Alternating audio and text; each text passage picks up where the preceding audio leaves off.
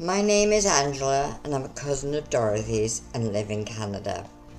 When we emigrated to Canada, Dorothy and I kept in touch with letters and cards. No phone calls then, too expensive, but we never lost touch. After I retired in 2007, we decided on a trip to England and France. As per usual, our mum's routine on a Saturday was to go to the Central Hotel in Birkenhead for lunch. Not the best pubs I've been in. After lunch, Dorothy and I made a trip to the loo. I could see she was upset and stressed, taking care of both mums. I decided to ask her would she like to come to France with John and I, and to my surprise she said yes. John called Bill and told him where we were staying, trains, planes, which we had booked. So it was all sorted out in a couple of days. Thanks, Bill. We caught a train to Rouen and picked up a very small rental car and drove to Mont Michel, which is a monastery in northern France. It's a place that both Dorothy and I have always wanted to visit. What a splendid day we had, climbing up and negotiating steep steps, stopping to look at the view from the mount, also catching our breath. After taking all the history we could, we made our way down, stopping at the little souvenir shops and finally making our way back to the rental car. John got our lunch from the car, a typical French lunch: wine, cheese, baguettes, and of course the view of the mount.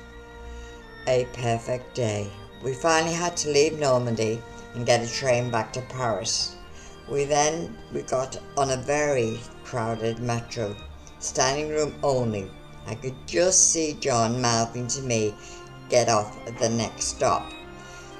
Dorothy and I did not realize this particular station had platforms on either side of the train. As we couldn't see John, we got off the train and then looked over to see John on the other platform. He shouted, "Stay there!"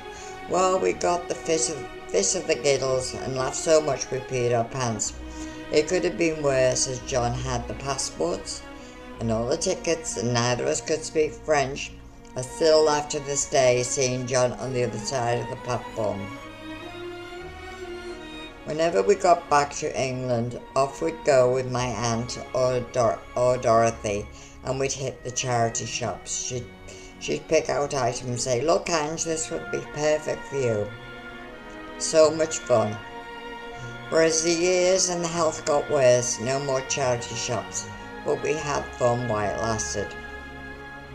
I'd like to say something to Bill, just to let him know his mother loved him very much and was so proud of the life he made in Lancaster.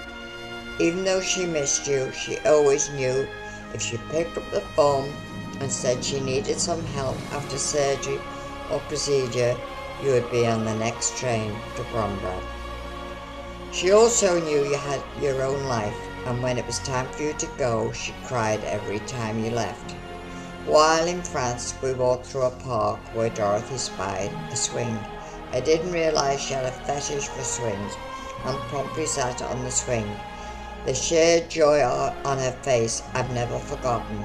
I'll miss our weekly phone calls, and now imagine her sitting on a swing with a look of shared joy. Love you and miss you.